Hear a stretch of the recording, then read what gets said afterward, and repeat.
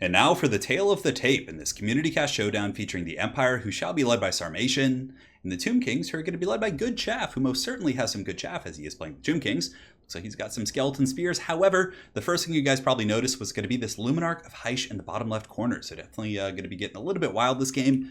For the longest time, I think for most of the duration, ever since the Templehof LUMINARK did come out, I just didn't know that there was like a regular LUMINARK of Heish. I really just thought it was like the Templehof LUMINARK and it was like some special unit. That was like for most of Total War Warhammer 1. Alas, this one still hits like a truck, has really good weapon damage at 1,137. Definitely some powerful stuff there. However, it does not have the net of Amitok. I think the cost difference is like 300 or 400. But anyways, for the Armies of the Empire in the front line, it's going to be mostly Spearmen, just going very cheap, obviously, when you invest in a LUMINARK of Heish and some Knights of the Blazing Sun. And I think he does also have the Zentner's Reichsguard just in the Shadow Realm over here. So he's got some pretty expensive cav as well as the LUMINARK right here. So going to have to kind of skimp a little bit on the front line. So he does have 3 groups of Spearmen, which honestly against Skeleton Warriors and non-Tomb Guard / Nehekar Warriors, they can do okay. They're just going to hold and do their job. Steadfast Men of the Empire. On top of that, he does have the Silver Bullets here in the back, which are very good. These guys hit pretty hard against armored targets. They're going to be good against Tomb Scorpions, any sort of construct play. A lot of the Tomb King's leadership is often on a Sphinx or a Chariot. So the Silver Bullets, I think, are a very solid pick. On top of that, in the back, he's got 2 groups of Greatswords, which I do like mixing in. I think Greatswords give you a little bit of punch against Tomb King's infantry, and they can beat all of the Tomb King's infantry, which is quite nice. And it's very rare that there's a matchup in which the Empire infantry may have an advantage, but here the Greatswords can do pretty good. It's got some halberds in the back to help deal with big constructs, and of course we got Volkmar the Grim just pimping it on his horse. Not going to be on his chariot, but nonetheless he does fire damage, which is very good against Tomb King's lords. He heals himself. He's very independent, and yeah, I like Volkmar quite a bit. Knights of the Blazing Sun as well. And he's got some Pistoliers out on the far side and the Zentner's Reichsguard. Now, as far as a caster goes, I think he has a caster somewhere. Or maybe he just like spent the money from his caster on the... I could have sworn I saw one lurking. Yes, here it is. He does have a Light Wizard, so he's going to have Frost Protection and Nets. So where the Templehof LUMINARK brings Nets, he's not going to have to rely on that. He's going to have it with his Light Wizard. So that's pretty much it. And for the Tomb Kings and the Good Chaff in the front line, Skeleton Spears, pretty good against the Empire. He's got a couple of halberds mixed in the back to fend off the Zentner's Reichsguard and Knights of the Blazing Sun. He's got good old Cetra the Imperishable on a Chariot, which is going to be really fun to see. 2 Tomb Scorpions, which everybody loves to fight. Nonetheless, the halberds should be up to the task. Also, the spears are going to be pretty good against this bad boy, but, well, even still, spears really do struggle with the high armor of the Tomb Scorpion and the mobility, but the halberd should be able to do okay.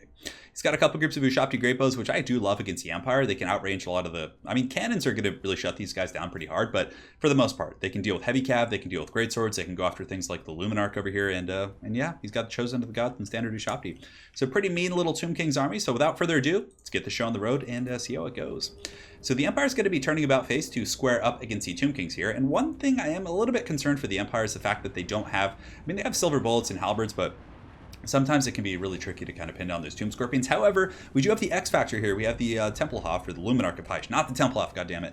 And it looks like up in the skies, the Light Wizard is going to be getting hunted by the Carrion, so that's a little bit scary because he's very light armored for the most part. The Carrion are kind of chomping on him, but he does have the Silver Bullets nearby to help out, and the Pistoliers on the ground can definitely shoot up there and get a little bit of damage in.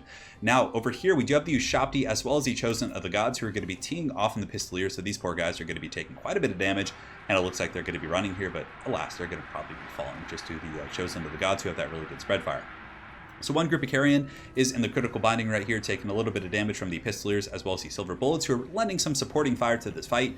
But it looks like the Empire is going to be falling back. And in the distance, it looks like we do have some movement from the Zentner's Reichsguards that they've come from their ambush position. No, they're still just hanging. I could have sworn.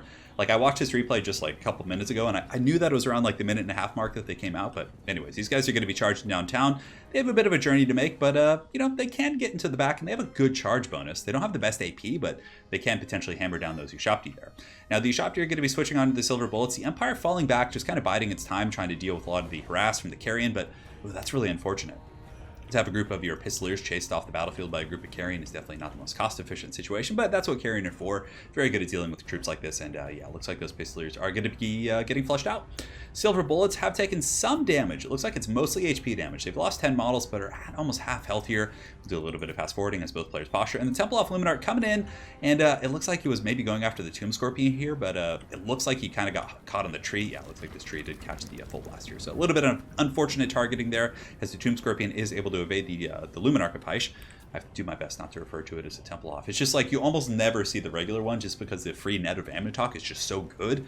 But the Zentler's Reichsguard coming down from the Shadow Realm looks like they might be emerging from the forest, and it's going to be very easy to not notice these guys because they've just been waiting so long to come out. I mean, we're about 2.5 minutes into the game, and they're just emerging. So the Temple off, dropping a shot, and going after Cetra. Now, it does miss Cetra, but it looks like it was able to maybe take out one of the Ushaptis. I think one of them just evaporated right here, so that Ushapti's just done for. But Cetra was able to escape, and Cetra has to be careful because he is weak to fire damage, and of course the Luminark of Heish does do fire damage. That's going to be a little bit scary. Knights of the Blazing Sun going to be zipping up into the tree line to avoid the Ushapti Great Post, so very good use of the terrain here, and also very good targeting from the Tomb Kings. However, I don't think they see the Zentler's Reichsguard. I mean, this happens to me all the time. If somebody's very patient with sending in something like this, oh no, and Cetra the Imperishable does get tagged by that Temple off Luminark. Luminark of Heish, god damn it, I hate that so much. But anyways, up in the forest here, apologize that that bout of anger. But the Knights of the Blazing Sun are going to be hiding in the trees, avoiding most of the missile fire, but the boys from the Reichsguard are going to be charging in here, doing some pretty good damage into the Chosen of the Gods. They do have that fat charge bonus of 62, but they are lacking AP, so they're not going to really just annihilate these guys. And the Halberds and Cetra are going to be piling in. But now the Luminark of Heish is back online. It's going to be shooting downtown, probably going after Cetra, I would imagine. So here it comes. Wait for it. And a beautiful shot. That one looks like it made just solid contact. Cetra the Imperishable just getting nailed by that. So that is going to be really devastating. Cetra the Imperishable down to about, 30-40%. And Cetra does have slight healing for the Lore of Nahakara, but it's not going to be enough to really top him off. It's just going to be a little bit of topical healing. So looks like there's going to be a net of damage going down from the Light Wizard trying to free up the Zentler's Reichsguard. But also, if the Illuminark is in range, it might kind of butter him up for a shot. But if you can see here, you just kind of like pretend to look like you're playing 40k, for example, getting down to make sure you have line of sight here. But you can see he's out of line of sight of the Illuminark. So things are going to get a little bit messy as the Tomb King's line does advance. And the Knights of the Blazing Sun also waiting in the tree, so doing a little bit of a switcheroo. These guys are going to be just charging down here, getting that fat, juicy charge into those Ushapti. Now, it's still not going to do a lot. They do suffer from Wulfric the Wanderer syndrome, in which they lack armor piercing, but still, let's go ahead and look at the damage. I mean, it does about 200-300 damage right there. And over sustained combat, it's going to do a little bit more. So yeah, that's actually not bad. That did a lot more damage than the other knights did, the Reichsguard, when they charged in. But perhaps it was because they were able to isolate a couple models. So good little catch there, able to kind of soften things up. The Tomb Kings are going to be advancing. Tomb Guard and Skeleton Warriors are going to be engaging Spearmen here. So it's going to be a little bit of a patty slap here in the front line. And it looks like the Tomb Scorpion's going to be grabbing one of those unfortunate Spearmen here. But Volkmar the Grim coming out on his horse, just riding like a true patriot of the Empire, going to be slamming into this Tomb Scorpion.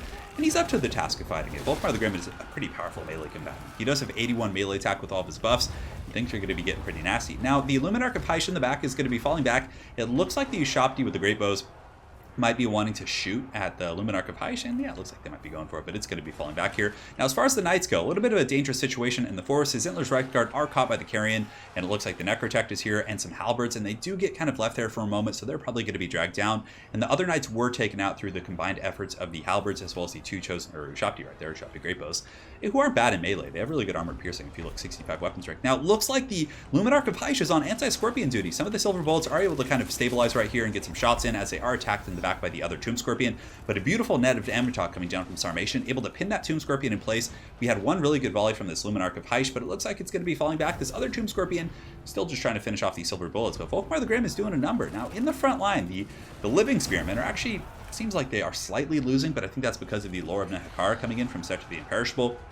But nonetheless, it's a pretty even affair. And you can see here this fight is actually going much better for the other Spearmen, so perhaps it was just had something to do with the Scorpion helping out in this fight right here. Now, in the back, the Luminark of Heish is going to be falling back out of range of the Ushapti Great Bows. In the forest, the Empire Cav are pretty much done for, so it's really just what you see is what you got here on the battlefield. Tomb Scorpions are fighting in the main line, but there's a lot of Halberds and kind of anti-large troops, and ooh, that Temple Luminark of Heish shoots in there and gets some pretty good damage there on the Tomb Scorpion. Or did it? No, it looks like it actually missed based on the HP. So I remember it from before. So it did miss there, but there's a couple open field targets. You can see this one's had a little bit of trouble. Volkmar the Grim is in Mortal Kombat right here, and yeah, he's doing really good. I mean, the Tomb Scorpion seems like it's been running from him. I mean, had it been attacking him, it might have gotten some good HP damage, but the Silver Bullets are back online as well. So the Empire was able to stabilize a couple of their tools in the back to deal with some of these big Scorpions and monsters. And oh man, that Tomb Scorpion just takes one right in the rear right there. Definitely not fun for him. Negative 36 leadership. He's going to be crumbling and falling to dust. And you can see the Knights of the Blazing Sun and the last of the Empire harass units have been taken out. You can see that Cetra the Imperishable is going to be emerging victorious from the forest after his crusade to finish off the Zentler's Reichsguard. But this Luminark still has 5 shots, definitely going to be enough to finish off the other Tomb Scorpion, most likely. This Tomb Scorpion is pretty low from Volkmar the Grim's beatings, and the Empire Infantry are winning across the board. The Greatswords here are going to be grinding it out. Spearmen and Greatswords right here doing pretty much the same thing, or Halberdiers actually. And these center pocket greatswords have done pretty well fighting Tomb Guard and monsters, and definitely deserve a spot to go retire in Altdorf. So the Ushabti Greatbow is going to be shooting downtown, going after the silver bullets, getting that spray fire, but they're holding pretty firm. Good leadership on those guys as far as handgunners go. And the LUMINARK of Hysh is going to be shooting again, and let's see its target, and it looks like the Tomb Scorpion is basically just able to barely matrix that, and the Ushabti Greatbows are starting to rain some fire. So the Tomb King's player doing a very good job securing his back line from those Empire Knights. He's going to be pulling his halberds back. Settra the Imperishable, I think he's just hiding in the trees, or maybe he's chasing off those Shattered Knights of the Blazing Sun, so he should come back. But I understand that he's probably going to hide Settra until the LUMINARK is out of ammo. That would probably be a pretty prudent decision, because Settra could do really good against all of these Empire infantry and different tools here. So the Ushabti and other troops are continuing to shoot in. The Necrotect is now back. Probably going to be dropping a restore here on the Tomb Scorpion, I would imagine, but one more LUMINARK shot could probably finish that off. It's going to be going, but it's got some line of sight obstruction. It does have this gate right here as well as this tree.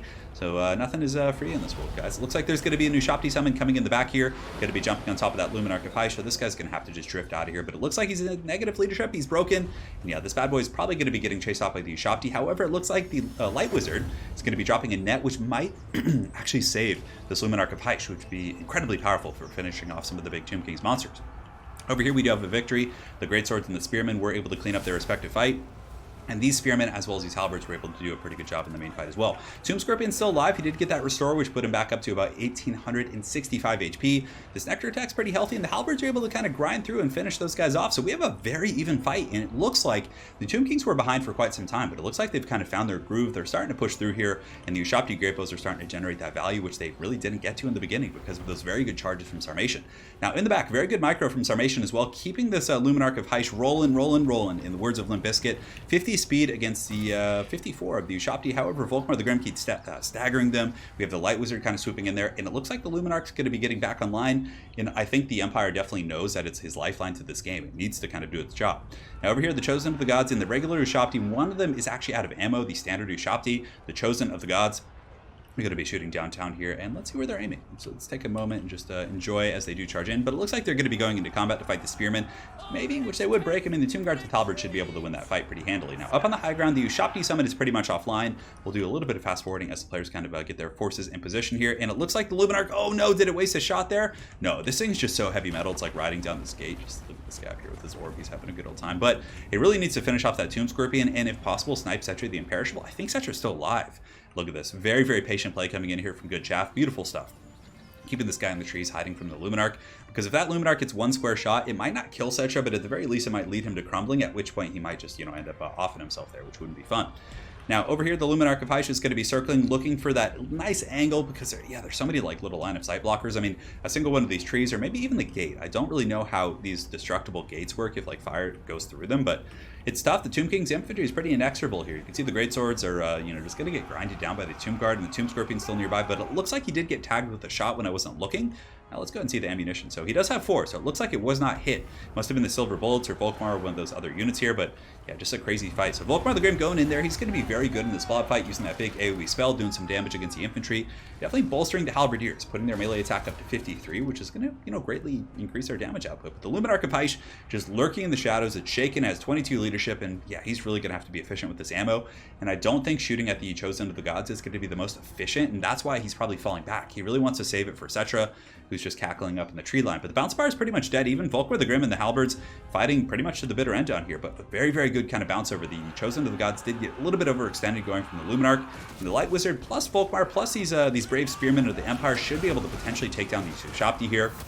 Ushabti quite powerful and armored. None of these troops here are very good in respects to their armor piercing, but just through sheer volume of just poking, and Volkmar the Grim with his relatively high weapon damage should be able to deal with the Chosen of the Gods. Now the wheel's coming back, the Limp Bizkit machine, the LUMINARK of Hysh, looking for those good targets. I mean, the Necrotech's a pretty good target as well, but man, Volkmar the Grim has just been beasting at this game. You can see he's able to finish off the Chosen of the Gods. A net of Amnitok going down as well from the Light Wizard to make sure they can't get away from Volkmar and the spears, therefore allowing the LUMINARK of Hysh to kind of just cackle and enjoy itself. Yeah, it's going to be tough. I mean, a lot of these Halberds are also quite good against Volkmar. He is a large target. Oh, and look at that. Settra the Imperishable trying to bait out the ammunition. That one is a bit of a swing and a miss. It looks like it got caught on something. Maybe those Tomb Guard right there, so that's definitely not good. In the meantime, Settra is just kind of Tokyo drifting out there, and LUMINARK of Hysh is mirroring him, and here comes a shot. It's going downtown. Oh, and he's netted as well. Oh, man, and that hill just totally denied that play. You can see Settra the Imperishable did cast the incantations on himself, probably just to get the healing from the lore of Netkara. I'm pretty sure it heals him, doesn't it? Why isn't he not healing? Shouldn't that be proccing, or am I just totally getting that wrong? It looks like Exorcism is actually hurting his leadership. It's a pretty good kind of an unforeseen benefit right there. But it looks like the Lord of Nekar doesn't heal him, maybe because he's on his chariot, or maybe it only heals infantry. But I could have sworn that he has it, or maybe he got rid of the trait. Let's actually go ahead and look. I feel like I'm taking crazy pills here. So Restless Dead is active if he's casting. Resurrects dead combatants. Let's see, map wide. Leadership is broken, so maybe his leadership is broken or something. I could have sworn, but I guess it just doesn't heal, you know, chariots and entities like this. Maybe it just heals infantry and the Tomb Guard and other troops like that. Anyways, LUMINARK does miss it. It has one shot left, guys. Just such an incredibly close game. The Empire is going to be falling back from the halberds right here, trying to get that last shot going. And here it comes. Is he going to get it? Oh, and Volkmar the Grim coming in to attack Settra in the back. And I mean, yeah, Volkmar is going to be able to beat Settra because of that fire damage most likely. But Settra looks like he's going in for the kill, trying to ensure that this LUMINARK of Heist does not get any more shots. So it's a bold strategy, Cotton, and it works out. I mean, Settra is in a dangerous situation. 1700 HP right here. Volkmar the Grim has 3300, and he is healing with that Jade Griffin, so he's going to be very tough to kill. Halberds are coming in as well. There are some Empire halberds. It looks like there's some halberdiers right here, but the Empire has nothing else. This is completely it for the Empire. Volkmar the Grim is going to have to fight a bunch of halberds most likely. He's just grinding and fighting. Settra the Imperishable at 754 HP. Oh man, what a fight. I mean, he does have that AoE buff as well, the Grand Bombardment, which, ooh, that actually is able to hit all those guys. And he comes in here, Settra is at 524, 230. Volkmar the Grim is apparently the one who does not serve. Volkmar the Grim rules today, and he's able to take out Settra the Imperishable, but he still has a pretty tough fight on his hands. There's a Necrotect over there. There's a bunch of halberds. You can see the Necrotect, pretty good stats. I mean, 45, 30, and 360. But anyways, Volkmar the Grim is going to be going after these guys. He's able to isolate them. And it looks like if they can goon this Necrotech, they might be able to crumble the rest of the army, which is going to be crazy. So Volkmar the Grim is able to take advantage of the isolation. Just a true hero of the Empire. Just beast moding it. So it looks like he's going to be going up and around, getting on top of the halberds, looking for the proper engagement. Volkmar the Grim gets in there, and they're just going to be going fisticuffs. Grand Hammer of Sigmar has been popped, but you know, all these halberds are very, very good against these targets. You can see the Light Wizard getting taken out, and the balance of power shifting back in the favor of the Tomb Kings. Absolute insanity right there. And you can see that's going to be it. So crazy game. I actually didn't watch it all the way through. I just watched the first like couple minutes to make sure it was, you know, a good one. And man, both players played super well, were super patient, just tactical. That was an awesome game. So hopefully you guys enjoyed this Empire vs. Tomb King showdown. And also I want to give big props to Sarmation because it's very, very rare that you see people sending in their own losses. So huge props to Sarmation, an absolute trooper. And that was just a great game. I mean, the LUMINARK play was fun. The Cav play was fun. And really just a couple minor tweaks and it could have gone either way. So well played to both these guys. So thanks again for watching, guys. Hopefully you enjoyed this Empire vs. Tomb King showdown. We will see you guys next time. Take care.